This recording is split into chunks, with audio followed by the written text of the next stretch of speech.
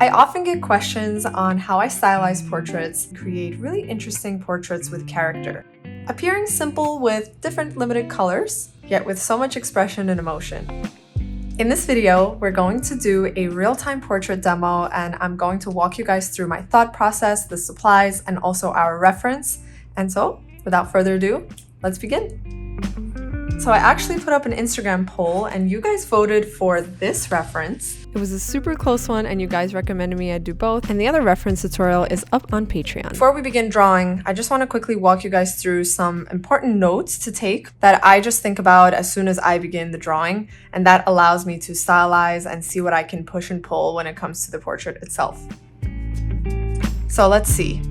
We've got our man here. He has a very specific expression, and I really love the dark shadows we've got going on this angle and some lights we've got going here. So as soon as you begin to notice and observe your reference, the lighting, it's going to help you when you begin drawing. So what I'm gonna do is I'm gonna create a layer on top and quickly point out a few things for you guys just to think about and observe, and that's gonna help us when it comes to starting the drawing. If we really look here, he's got kind of like the eyebrows are angled going this way. The eyebrows have an angle here, and there's certain angles that I'm able to find immediately off the bat upon starting. So here we have his hair, but we also have angles. If I actually go through around the whole portrait, I'm gonna be able to see these lines that I can create that'll help me structure the whole face that you see in some of the previous examples I showed. We can also see certain shadow shapes created, and I'm just gonna point those out right here. We've got one here, we've got this cheekbone, and although he's got kind of a really cool beard, that in and of itself is a shape, okay? And then we also see a really distinct curvature in the cheekbone, in the part where his forehead meets the hair, and also all this whole section at the top of hair is a shape too. Before I begin drawing, I always look at the reference and I ask myself, what are the features that stand out to me the most? So the eyes are super distinct for me, so I'm gonna wanna bring even more attention to them when I begin drawing. I absolutely love the angles of the nose, and sometimes these are the things that you wanna exaggerate. As an artist, you have the choice to do as you wish, so it's your decision, and you can play around in your sketchbook and see what exactly you wanna push and pull when it comes to creating your characterized and stylized portrait. So some things that I personally like to actually push and pull when I'm doing the drawings is the nose area. I love making ears a bit more distinct than they actually are, and I put a little bit more emphasis on some of the flow of the hairs, and also sometimes I like to make the beard just a bit bigger, and also the eyes, number one in any portrait, capturing the expression in the eyes. If you've got the eyes, you are halfway there. And it is tricky, but it's very important. So we've talked about these features that stand out to us the most, these shadow shapes that we really find super distinct. And now let us begin with our sketch and see where it takes us. Alrighty, so from the previous examples that I showed in this sketchbook, you guys might remember this one. So here, I just want to share the supplies with you guys that I like to use when it comes to making these portraits. So here you'll see like this burgundy color, and here you'll see a more greenish color. These are basically my favorite pencils to use when it comes to making these drawings. The Prismacolor Coloris are beautiful for this, and also just any colored pencil that you like is gonna do just fine. My favorite colors that I really like are brown. I also love this Tuscan red, and I really love this green, and one of my favorites, indigo blue. Super beautiful colors to sketch with and make your drawings look really sophisticated and absolutely lovely. Okay, so now that we have our supplies and our reference, what is left to do is setting up our space. I like to place my reference right in front or right beside my drawing. Since I am gonna do demo purposes and film for you guys, I'm gonna have the reference here, and you guys will see it up on the screen. But for now, make sure that you have your reference, if you're trying this out, right in front of you or right beside, so you're able to compare and contrast and get the features correctly, especially when you're learning. It's really essential to have these two things right beside you so you're not kind of too far. The closer you can get it to yourself, the better. So I think I'm gonna go with my Indigo, and you can see how much I like to use it, that I now have. If you're wondering what this is a pencil extender. It allows you to make the most use of your little pencils. No supplies must go to waste. It's really great to attach it. And we've got ourselves a nice long pencil, more comfortable to draw with. Alrighty, so first things first, let's begin our drawing by just grounding and observing really quickly on where we want to begin. I'm going to begin with light marks to begin mapping out where this portrait is going to sit on the page. I'm going to be filling up, this is a 8.5 by 11 sketchbook, so it's a rather pretty good sized piece of paper, and I'm going to be filling this page up rather nicely and largely. So let's see, I'm going to start very lightly with mapping out the nose, because for me it's like the most distinct feature here, and it connects the dead center of our portrait. And I'm slowly going to start thinking about how it's connected to everything else and how it is working in relationship to all the other features. I'll kind of start off with one of the features and work my way out.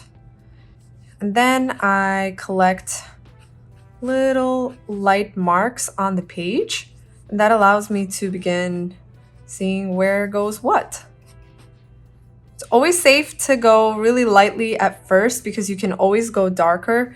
This way you are not rushing and just slowly observing to see where you are going to decide to place your features. I do really want to exaggerate the expression here.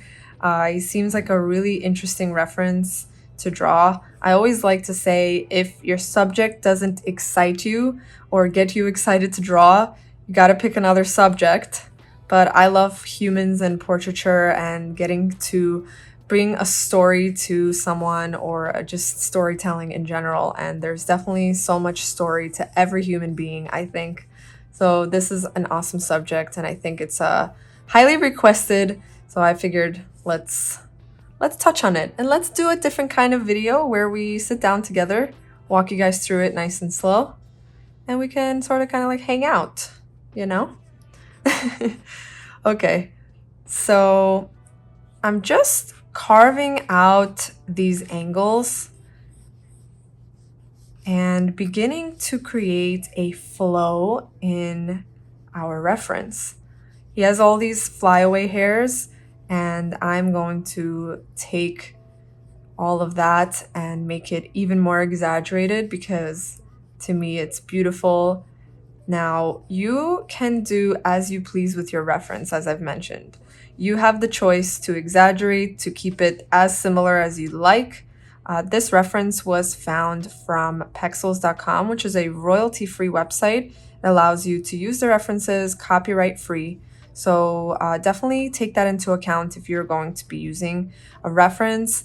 You want to make sure you are using something that's royalty-free and making it your own. And speaking of making your own, I made it super accessible for you guys to access tutorials along with references through my website with the help of our sponsors, Squarespace. This is a website that helps you build a website. With their award-winning templates, I'm able to display my shop, my portfolio, and whenever I'm bringing back stock, it's actually super easy. You just input a number right into your portal on Squarespace, and voila, it's ready to go. Dragging and dropping images is super simple, and my favorite feature about Squarespace is how user-friendly it is. I can also display my sketches on there, and it's just a great way for others to find you and learn more about you.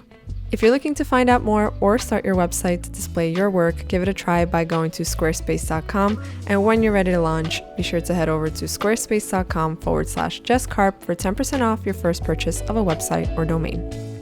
So I've just kind of created this really light map out. There's a very light sketch. There's no eyes yet and no ears yet, but I'm slowly carving out his face and bringing everything leading back to his nose. And his nose has a very distinct shape. And I want that to kind of go as far up as possible. Colored pencil is not essentially erasable, but hey, we can do our best if we want to erase. No rules. I want to leave some more room on his forehead. Okay. And I'm going to slowly begin mapping where his eyes will sit. And he's got a distinct kind of jacket on, or like a scarf. We don't really know, but we can see that he's sort of leaning forward. Maybe I'll just intentionally symbolize the shirt just a bit. Remember that if you leave some things out, the human eye is so intelligent, it can fill those things in for you. That's actually some artist techniques, is to leave some things out and have the viewer fill them in. Alrighty, so what I'm gonna do now that I've placed everything in its sort of position, like we now have it on the page, let's see how we can make this an interesting, really thinking about shapes actually. So how can we make interesting shapes on our sketchbook page? And my favorite parts sometimes are the ears, because I get to exaggerate. We don't see much of the ears, but in this portrait right here, I had lots of fun with the ears. Lots of fun with these ears. You guys might remember these from the 100 Heads challenge, but these were super fun. And so very highly requested technique. I like to measure out how far the eyes are from the ears and the nose, and I'm kind of gonna, sometimes I map it in and then I change it or I adjust it. So let's just go for it together. The creative process is just going for it and then making adjustments as you go. Kind of like life. We step into the unknown every day. We trust and everything works out in the end. Looking good so far. I have a very, very light touch to the drawing. I want to make sure that I am really taking my time and just slowly, not rushing, getting to where I want to be. And we don't really know that yet. All we can do is kind of just feel into it and trust, but we'll know when we get there. We'll feel it.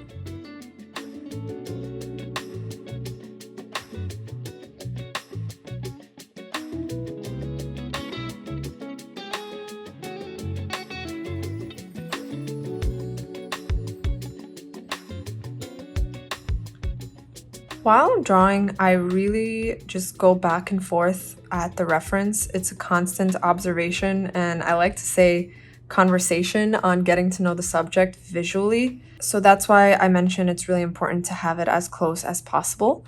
And I also like to start to think about a story for the character, maybe something that they're feeling, and I try to step into the person's shoes and almost try to emanate that in my drawing. There's always a step further you can take in your drawing that evokes emotion, and that is a very special element that you can include. And I think that everybody has an ability to do that. It just requires you to just tap into that part of you. I'm gonna just start thinking about story for him, and maybe something that he's been through, maybe some hardships or something that he's thinking about while I draw this.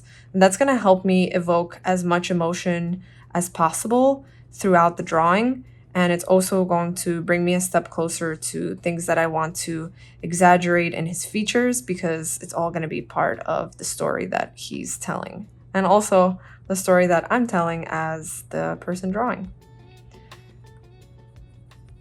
Also, while I'm drawing, I start to slowly symbolize and shade in some of the darkest shadows that I see. And I slowly begin to do that in the darkest areas first. Then I can move on to the other areas throughout the drawing. He has a very distinct crease in his lips and a dark shadow here. These things are kind of just going to start revealing themselves to you super fast as you go.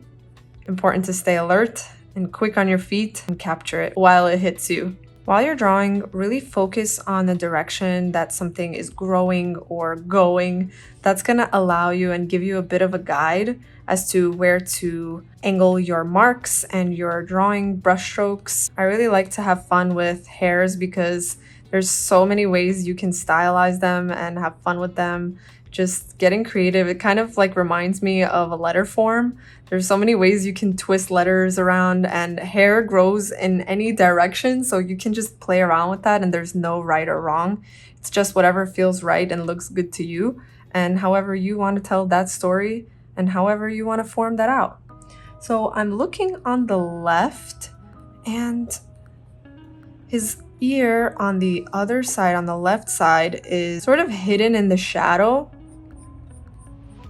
But now that I'm looking at the drawing, maybe we don't even need the shirts. Maybe we just keep it like the silhouette of the head and push these hairs down here. But right now I am just slowly beginning to add a little bit of shadow, crosshatch in certain areas, and begin bringing it to life even more.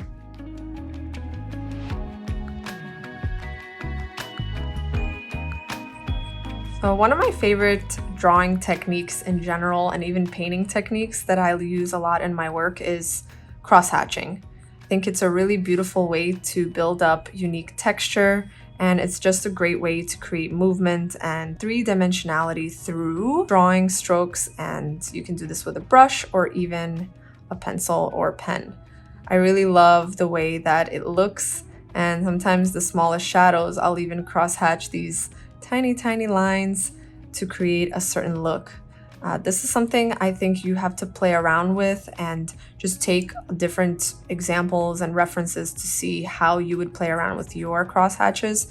And a lot of the marks are just muscle memory that you build up over a longer period of time. And then you kind of feel into what feels right when it comes to your drawings and the crosshatches that you like to do. I love Leonardo da Vinci's work, and he always has the most beautiful drawings with the most loveliest crosshatches. So definitely highly recommend looking into some art history and seeing which one stands out to you and speaks to you. This is looking pretty cool so far. Give yourself credit for any progress you make throughout your drawing. It's all going as planned so far. I like the asymmetry, and I also like the lightness in the hair, so I might actually not do too much up there. And then I'm just slowly gonna start getting in the forehead features. All of this plays into his expression, plays into anything that goes into what he's feeling. So really pay close attention to that and see where you want to exaggerate what. Sometimes I like to draw in a shape just like that and then lightly crosshatch up. And the biggest tip I can say is just make sure everything is connected. So if you draw one thing, slightly either put in a lighter value or connect it to another shape, because everything essentially has a relationship to one another on the page. What we're doing is we're taking something that's 2D and making it appear 3D on a paper. So we're attempting magic here as artists, technically. So this is your time to just fully observe and take it in, make those decisions concretely.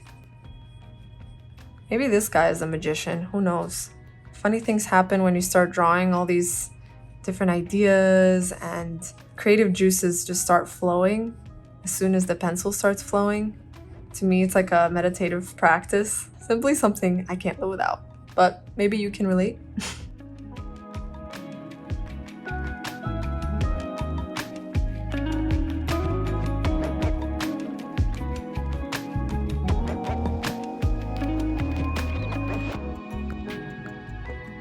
Well, as I'm slowly building up these shadows, I want to make sure that I am also taking a good look if I have my darkest shadow, a mid-tone, and a highlight. I think that is something I begin to think about in every single drawing because that gives you the most dimensionality and it's very appealing to the eye and it gives you some variety as well. And I also think about and look at where are my darkest darks. I compare and contrast to every value and every shape. Every section is so complex and there's so much that you can learn from each section, whether it's just the nose area or just the eye area, or even just like one strand of hair. There's so much complexity and so much to think about, so much to juggle in one certain area. So what I'm trying to do while I'm drawing is try to simplify for myself by comparing and contrasting to the different areas that I see, and then applying it, make sure I see all those darker shadows inside of the drawing. So some of the darkest areas appear here around the eyes and all of these beautiful features that come together. So I'm just making sure that darkest shadows, since the eyebrows sit on top of the eyelid, as we have this bone, we have like our little eyebrow bone, and then we've got our eye socket and our eyes sit inside. That's why I always like to say, and I always like to mention that when you're shading in the eyes, the white of the eyes are not actually white. They are slightly off white because they are still in tiny bit of shadow. What is in highlight are the cheekbone and things that proceed outward. And whatever recedes inward is going to have a little bit more shadow because the light doesn't hit it as strongly. So just something to think about. So in certain areas, I'm picking and choosing whether I want a more smoother transition or whether I want to accentuate it more with a sharper crosshatch or a sharper line. So basically, this is your time to make that decision. I like to tap into it to be a little bit more intuitive. It's just honestly trial and error and just years of practice and just things that you keep on putting in the hours in for you to feel into it. Because the more we get to know something, the more we learn about something, the more it opens our eyes to certain things to be aware of. And that way we can be a little bit more in tune with certain things that we want to do. All right, so this eye is looking lovely. I am really liking it so far. Still taking my time and not rushing. Sometimes I can get really excited and I want to see it finished, so I'll just like go really fast. But lately, a really important lesson for me is just to slow down, take your time, feel into the moment, feel into the drawing, feel into what you're creating, and just savor it. So passing the message along to you. Well, where the hair meets the scalp, I guess you can say, I really like to create these expressive marks because that shows immediate movement growing outward, and then I can change them up as I go, change up the direction, and you can choose where to make it super dark. And this is so much fun, super satisfying.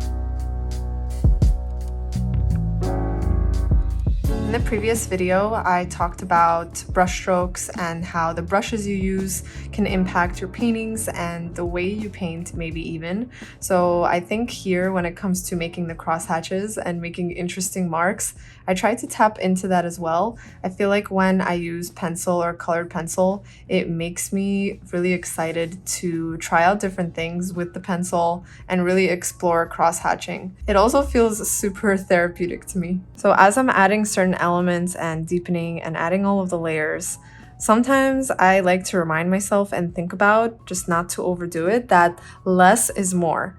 Sometimes we can kind of try to add and want to include everything, but sometimes the simplicity of a certain section is what we are drawn to. And that's something that I'm consistently trying to exercise as well. So maybe I'm gonna practice that a little bit more with you guys together. What other muscles can I kind of explore, and what other muscles can I train and see better, or even just new techniques I can try? That's something that's just always brewing in the back of my head, is how can I improve? How can I try something different? How can I learn something new? I guess it's just the way I like to do life. Another huge tip during my art practice is taking a second to pause and lift up your drawing, or take a look from it from the side and make sure that things align, that all of the proportions are there, because sometimes when you're sitting and you're like hunched over, you can't really see. Line up this corner with this corner, sort of like make a dot. Visually, that appears to look pretty good.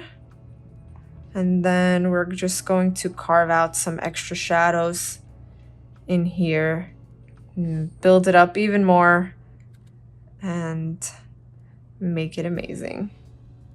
I actually kind of like how some of the areas look unfinished. I might actually keep it that way. I'm not sure.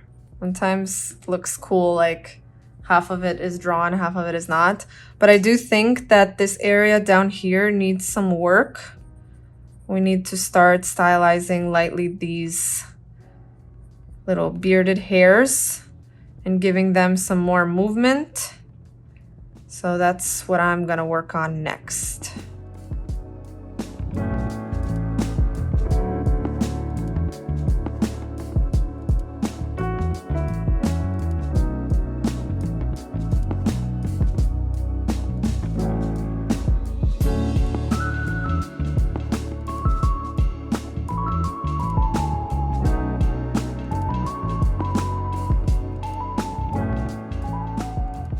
Okay, we're getting somewhere. I am really having such a good time with this drawing, and I hope you're enjoying too thus far. But I want to kind of give him a little bit of a, maybe like a smirk or smile. He has a very distinct expression, but I'm also thinking, what if I give him a little more eyebrows or a little bit of a smile? The story kind of can maybe change. So let's see if I can push that just a little bit before we call it done. But I think I'm gonna leave the hair up here slightly unfinished, and maybe on the opposite end slightly unfinished as well. Maybe just put in light detail, because I'm kind of feeling perhaps the way it's looking. But again, anything might change in the next few minutes.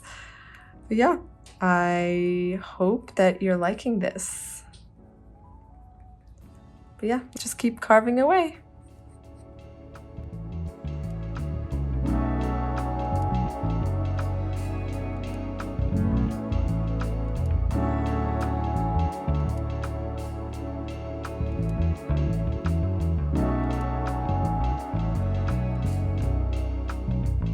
So something that I like to do towards the end of a sketch or getting close to a finish, I like to unify the overall shape that I see. So that would be kind of going along the edges. Some of them I'll keep softer than others, but this will just allow me to get the visual clear for me and for the viewer. Originally, I had like a sharp edge here when I was sketching, but now that I look at it, I kind of like it a little bit softer. So things change as you go on with the process. So it's really good to be open to the fact that you might change your mind as you go, or you might see something a bit differently. I also like to keep my sharpener on the desk, because at certain areas that I want to have a little bit more of a thinner line and point. In other areas, I actually prefer it not to be sharpened. It just depends on the feel that you want to have and the kind of sketch mark you want to leave. I kind of like where it is right now, and I still feel like it's maybe missing something.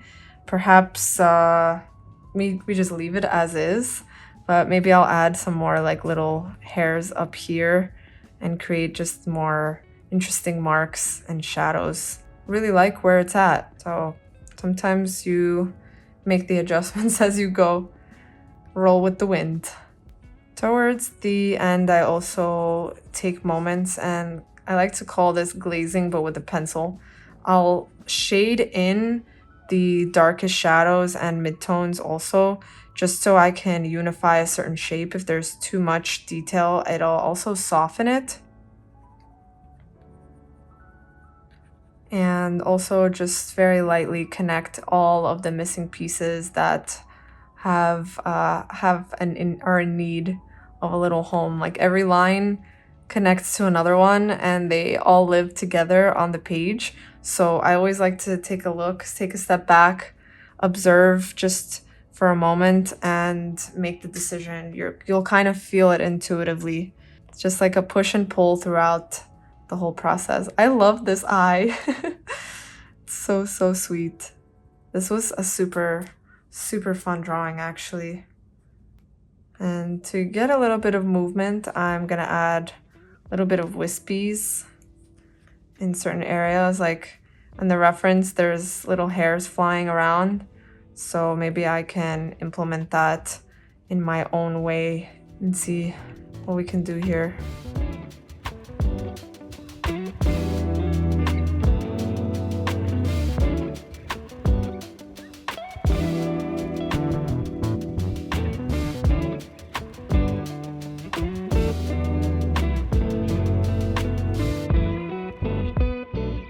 All right, I think we have reached a point where it is time to stop, but are we always able to stop is the question. This is a time where you assess your drawing, you look at it from afar, maybe step away from it for a little bit, or just simply choose that this is the final straw of the sketch and leave it as is. I always have to tell myself that. Sometimes just get so into it that I can't really pull myself away. But I think this was a really successful one. I'm actually really pleased with the outcome, and I am so, so happy I was able to share this process with you. I hope you enjoyed. Let me know what you think in the comments below of this kind of video. If you want more of these kind of things, you can check out my Patreon. We have hour-long, 2-hour-long sessions of live sessions together on Zoom. So feel free to check it out, and I'll have everything in the description. I want to say thank you so much for watching, and here is the final review.